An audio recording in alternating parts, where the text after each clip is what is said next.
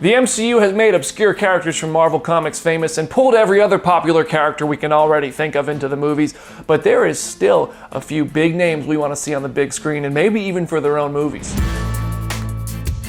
BD here, and as the great Marvel drought of 2020 continues, we are left wondering and hoping for exciting stuff in the future. So why not take a look at characters we really want to see get their own stories told in the MCU? Fortunately, characters like Miss Marvel, Moon Knight, Blade, and Adam Warlock can't be on this list because they are all confirmed to be making their debuts either through moments in the canon or announcements from Kevin Feige, so we're going elsewhere with this list. First of all, Nova. You knew he'd be on the list. Be it Sam Alexander or Richard Rider, Nova needs to make an MCU debut, and all of you know I've been championing this for years now. Back in 2018, Kevin Feige told me the character had immediate potential for an MCU debut, but he was cut out of both the Guardians of the Galaxy movie and the opening sequence from Avengers Infinity War. He could be an ally in the Captain Marvel sequel if we see Richard Rider becoming a cosmic hero, or could be a super-powered Cosmo-traveling Spider-Man-like teenager from New Mexico if they go the Sam Alexander route.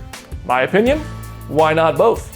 Yeah, it's a bit much. Next up, let's get Moondragon on the big screen. Moondragon might not need her own movie, but Chimaera, earthly named Heather Douglas, is an awesome character who could also create some emotional potential should the multiverse have her cross paths with her father, Drax the Destroyer. According to MCU lore, Moondragon is dead, but you never know with comic properties. This telepathic, telekinetic badass has had the ability to literally turn herself into a dragon to travel at the speed of light and survive in space without air, so imagine a moment like that on the big screen. Don't tell me Moondragon isn't a perfect fit for the MCU.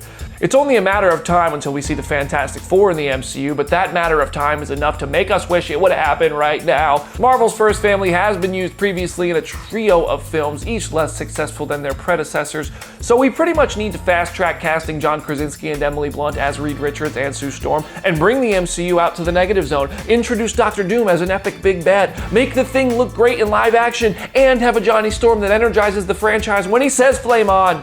I don't ask for much. You know that look cool. Namor is another character which feels like it's only a matter of time until we see him on the big screen. We've had teases of the character in movies like Avengers Endgame, when there was famously a little tiny line about an earthquake under the Atlantic Ocean, and all of us caught what that really probably meant. It was a mild subduction under the African plate. Do we have a visual? How are we handling it? Nat, it's an earthquake under the ocean. We handle it by not handling it.